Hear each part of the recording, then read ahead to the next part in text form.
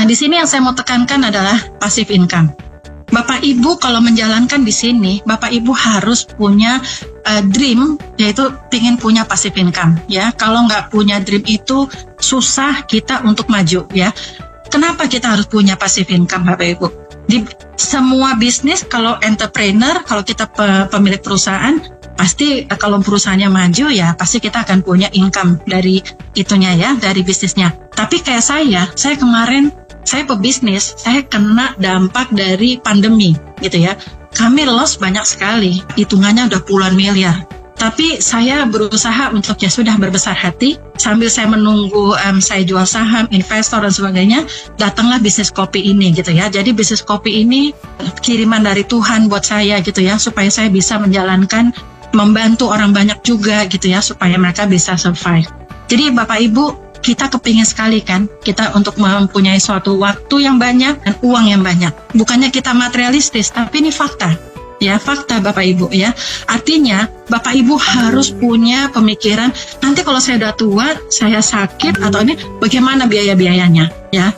Beruntunglah ya, kalau pegawai negeri mereka punya pensiun ya. Tapi bagaimana kami yang sebagai swasta dan sebagainya? Jadi Bapak Ibu harus punya passive income demi anak-anak kita semua gitu ya. Nah, bagaimana untuk mendapatkan passive income? Salah satunya adalah melalui MLM ini ya. Jangan malu dengan MLM. Kalau Bapak Ibu di perusahaan yang tepat, tidak perlu malu. Karena apa? Lihat Miss Gan, lihat Ibu Mariani, ya, mereka semua orang-orang hebat, rendah hati, ya kan?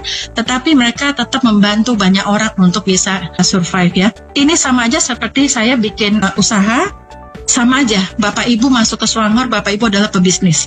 Nah, cuman caranya bagaimana menjalankan bisnis ini? Yaitu bangun basis penikmat kopi. Bapak Ibu nggak perlu pikirkan, saya harus cari leader, saya harus cari pemain multi level, saya harus cari orang yang jago marketing. Nggak Bapak Ibu.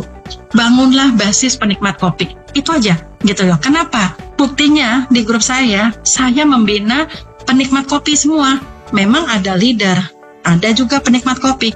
Tapi setelah penikmat kopi ini mereka merasa nyaman dengan kita, mereka merasa kita perhatikan dan sebagainya, mereka akan menjadi coffeepreneur atau mereka akan menjadi prosumer. Ya, mereka akan jadi pebisnis. Seperti itu ya. Jadi di sini Bapak Ibu bangunlah basis penikmat kopi sebanyak mungkin. Ya, jangan cuma 1, 2, 3 orang, tapi sebanyak mungkin. Buka kartu namanya Bapak Ibu di dalam handphone. Yang terdekat itulah ditanya, Bapak Ibu minum kopi nggak? Ini ada kopi kesehatan baru masuk ke Indonesia, bla bla bla bla bla bla, seperti itu, ya. Dan kadang-kadang ada yang tanya, ini kopi ini halal nggak?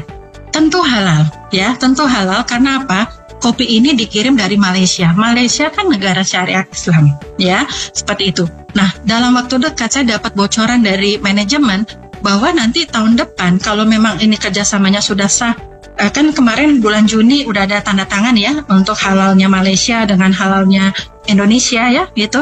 Nanti di kotaknya kopi nanti akan ada kayak odol, itu akan ada Jakim halal Malaysia seperti itu. Tapi Bapak Ibu jangan nunggu itu keluar.